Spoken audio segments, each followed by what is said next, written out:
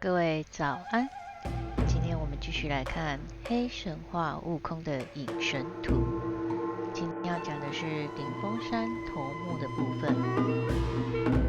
广智，意气出毒谋，惹祸终致寿。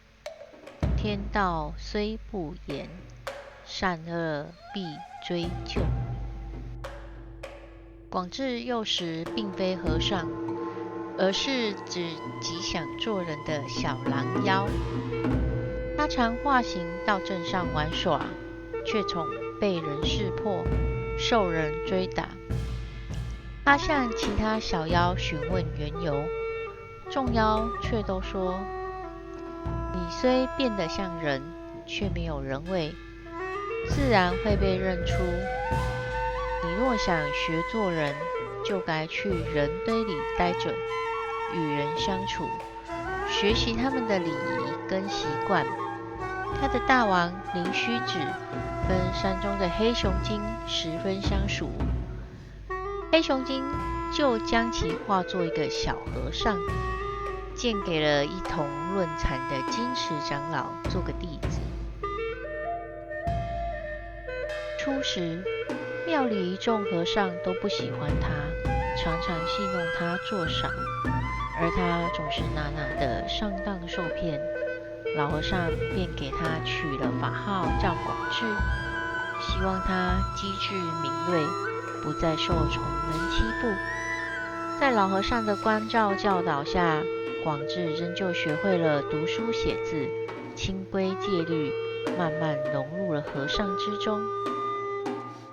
某日，庙中来了师徒二人，一个是白面的胖和尚，一个是雷公嘴的毛和尚。他们带来了一件锦蓝袈裟，是老和尚从未见过的异宝。老和尚一心一意想要，广智想报答老和尚的恩情，就仔细替他谋算起来。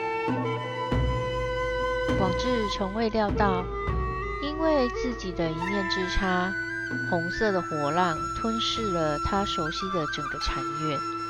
其后，老和尚自强，灵虚子死在了金箍棒下，连黑熊精也受降去了南海。他深觉自己连累了许多人，认定自己做人实乃惨败，便弃了和尚的身份，重回山中，照着老和尚教的佛法，好生悔悟去了。在山中修炼的日子里，他仿照那夜所见漫山遍野的火浪，练就了一门新兵器，名为赤潮。即使许多年过去，他仍能听到山中传来的呼唤：广智，广智！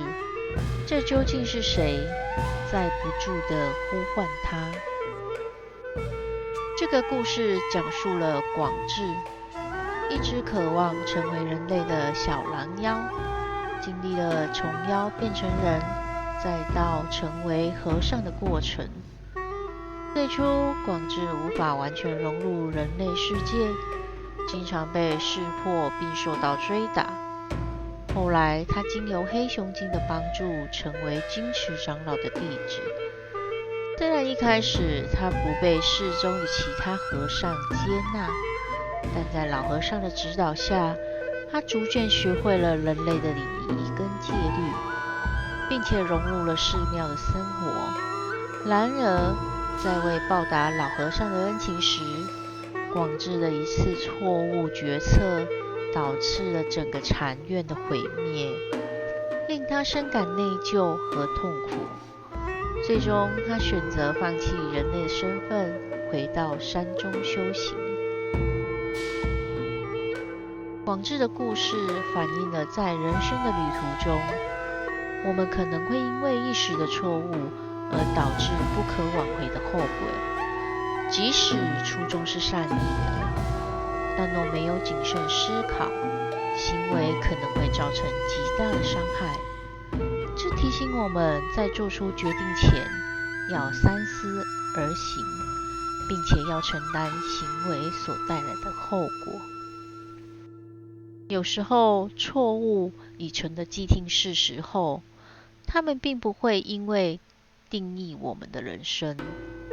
真正的成长来自于我们如何从错误中学习，如何在悔悟中找到新的方向。